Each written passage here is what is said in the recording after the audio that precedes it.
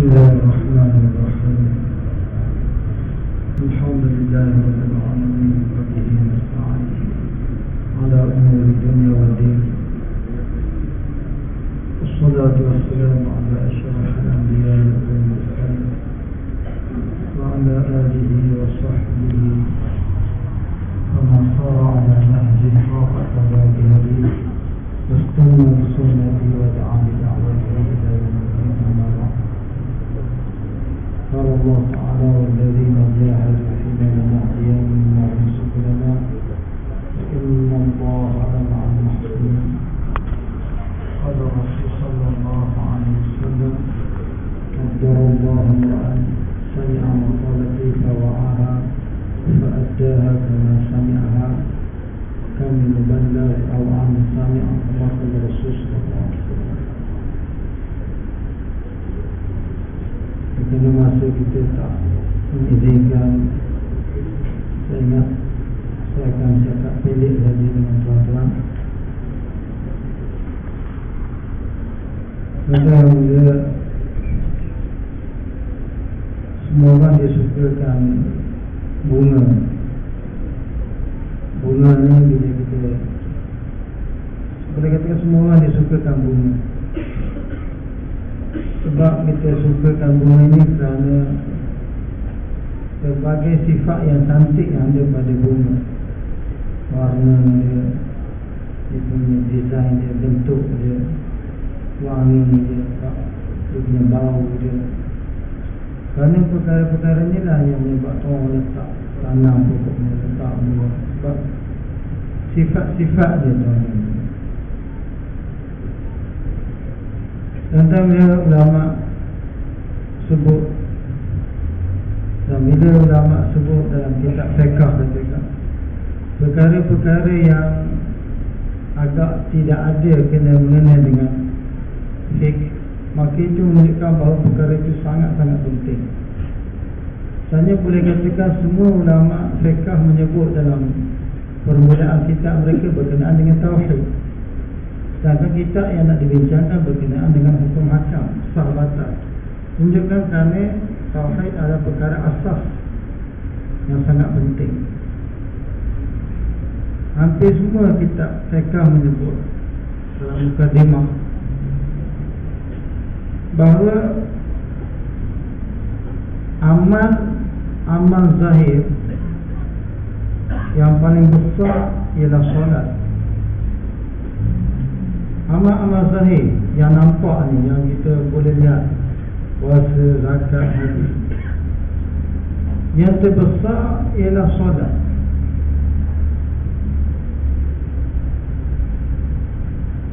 Walau bagaimanapun besar amal-amal zahir, dia tak boleh lawan dengan amal-amal batin.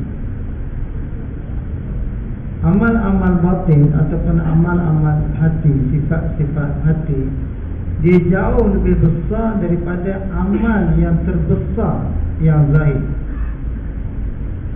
Sifat sabar, syukur, zuhud, tawaduk, ini sifat-sifat ni yang wajib kita usahakan. Dia lebih besar daripada solat. Amal-amal batin ini dia lebih besar daripada solat. Dia lebih besar daripada amal zahir. Tuan-tuan bayangkanlah seorang yang rukuk dan sujud tapi tanpa ada sifat ikhlas. Sifat ikhlas itu sifat batin, maka amalan ini ditolak. Seorang yang buat amal apa pun tapi dia tidak ada ihtisab, maka amal dia tak diterima oleh Allah. Man shoma Ramadhana imanan wa ihtisaban. Jadi iman dan ihtisab, kalau Allah Ta'ala ampun dosa-dosa. Jadi amal-amal batin ini, sifat-sifat batin ini besar dan dia perlu mujahadah yang besar untuk dapat sifat-sifat hati yang cantik. Dan daripada sifat-sifat hati yang besar ni, yang terbesar sekali ialah iman. Daripada sifat-sifat hati yang besar, ikhlas, tawakul, takwa dan sebagainya, paling besar sekali ialah iman. Iman ini adalah asas penerimaan seluruh amal tersebut. Prasyarat untuk terima seluruh amal tidak iman. Dan iman ini yazidu wa yanqus. Iman ini mengalami pasang surut, mengalami kadang-kadang dia kuat, kadang-kadang dia lemah. Jadi iman yang terbesar yang kita kena usahakan, buah. Kalau kita usahakan apapun, dia mesti ada hasil dia, buah. Buah daripada iman adalah amal. Dan buah daripada amal ini ialah buah kepada amal ialah akhlak kita, sifat itu. Kata yang mulia, itulah agama yang sempurna. Agama yang sempurna dia mesti ada imannya, dia mesti ada ibadah, dia mesti ada muamalah, dan dia ada akhlak. Dia ada muasyarah dan juga akhlak. Itu yang mulia dalam perkara yang besar ni. Antara perkara yang besar ialah ibadah. Tapi ibadah ini untuk seorang mendorong kepada ibadah, iman yang sedikit bagi dia dah cukup dah. Dia keluar 3 hari dia akan rajin buat ibadah. Tapi untuk muasyarah yang betul, pergaulan kita dengan ibu bapa kita, pergaulan kita dengan anak isteri jantan, dia perlu iman yang lebih kuat daripada iman yang mendorong kita untuk beribadah. Kita tak boleh buat perkataan yang melukakan hati ibu kita. Wala taqul lahum uff. Lama Allah Ta'ala kita jangan kamu kata uff kepada ibu bapa kamu. Bila dia suruh apa uff, itu satu dosa yang besar. Uff ini bukan lagi dia bila dia suruh apa kita kata uff.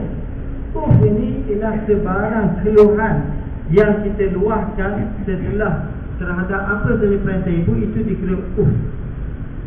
Bila seorang tu mak dia suruh pakai suruh basuh pakaian ibu dia, dia pun basuh pakaian, dia rasa bau, ada bau yang busuk daripada pakaian ibu, dia kata itu pun termasuk dalam juga.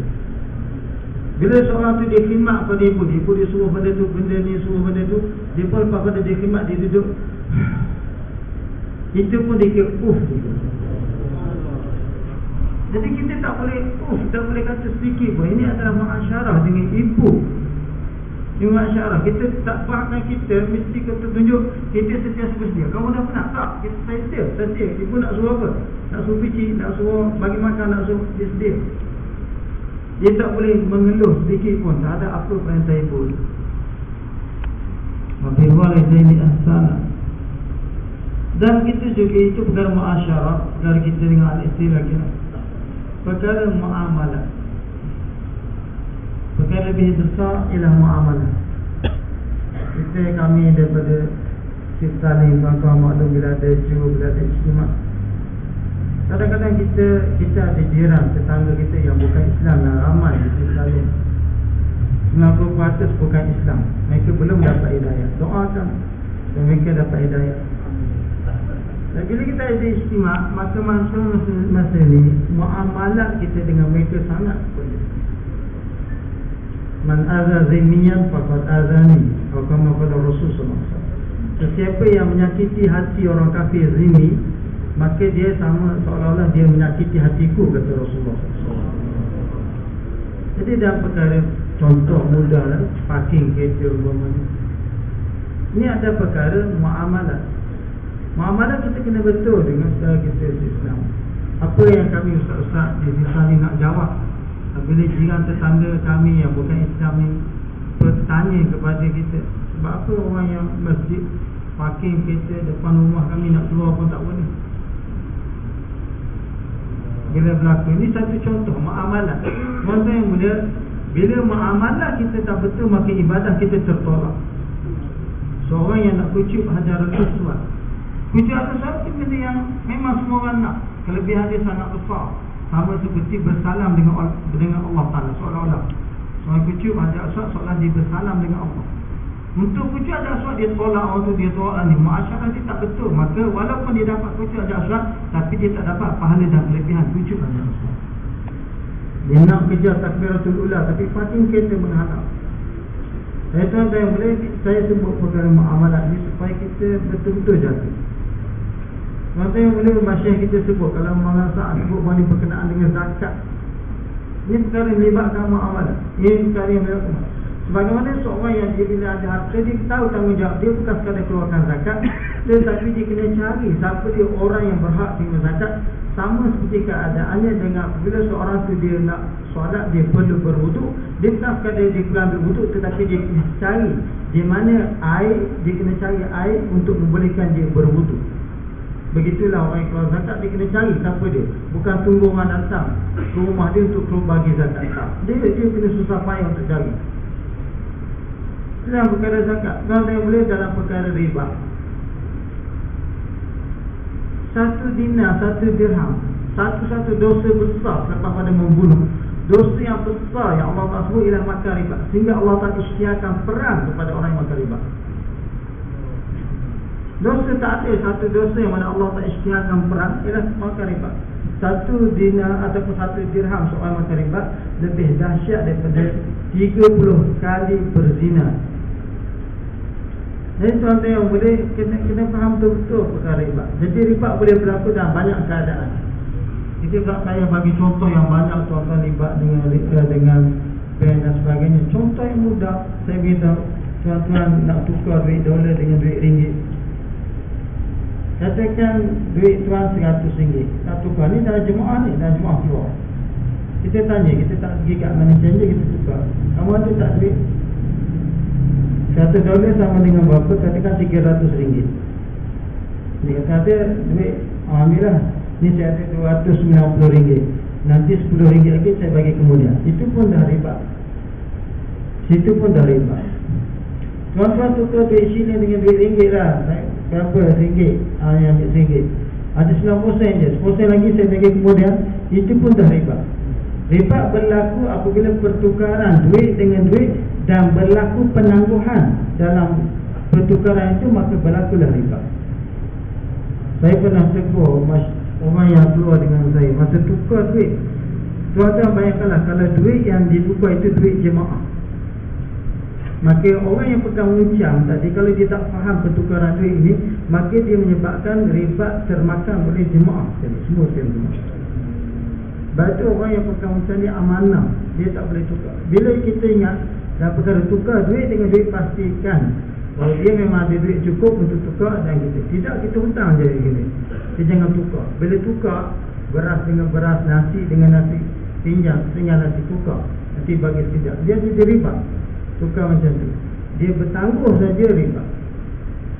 Saya payah juga nak fahamkan tuan-tuan tentang riba ni, sebab riba yang jelas pada tuan-tuan ialah apabila berlaku lebihan.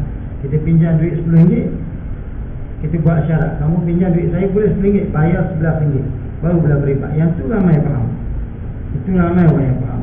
Tetapi riba bila bertangguh, sekarang ni tukar duit shilling, tuan-tuan boleh ada dah mesin tukar duit shilling kan.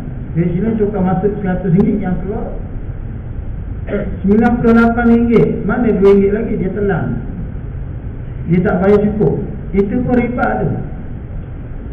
Jadi tuan-tuan boleh cara manual ni paling selamat. Dah tukar manual, tak payah nak tukar shilling. Jadi tuan-tuan boleh kena jaga betul-betul perkara riba ni, sebab dia berlaku di kalangan kita ni. Kalau kita nak tukar duit shilling dengan duit ringgit, pastikan duit shilling itu cukup dengan ringgit yang kita nak tukarkan. Kita tengok sama, kira dulu, baru tukar terus. Jangan sama-sama, bertangguh saja. Jadi tuan-tuan bila tukar duit di money changer, jangan bergerak. Tuan jangan bergerak daripada majlis tu. Jangan, tak apa saya bagi duit, saya nak pergi tandas sekejap, nanti saya datang balik. Itu pun jadi riba. Bila bertangguh saja riba. Jadi tuan betul-betul kena betul-betul bersedia. Bila tukar duit, jangan nak pergi mana, nak pergi sini, nak jawab telefon apa. Tak, duduk situ, jangan bergerak. Dia bagi duit, kira cukup RM300, tukar, bagi, dah tukar terus. Jangan bertangguh. Tangguh pisau majlis saja jadi riba. Ini riba dia dalam mazhab Syafi'i. Dan riba nafsak selagilah kalau bertangguh sampai sehari 2 hari, jadi riba nafsak. Dan perkara ini saya ingatkan pada tuan-tuan, perkara ini kalau kita jaga sungguh-sungguh, insyaAllah tuan-tuan yang mulia, muamalah kita, masalah yang saya sebut beberapa perkara ini, jadi mudah-mudahan Allah Ta'ala akan pandang pada kita dan kita pun akan jadi asbab hidayah kepada manusia. Sebenarnya banyak lagi perkara yang saya nak sebut. Saya cukuplah untuk malam ini. Kita harap istimewa kita, jom kita kali ini penuh dengan kita sebarkan muamalah dan muasyarah kita yang betul. Mudah-mudahan orang bukan Islam bila lihat kita punya muamalah muasyarah kita, mereka pun akan dekat, akan bersama kita, akan masuk dalam agama Allah SWT. Boleh insyaAllah.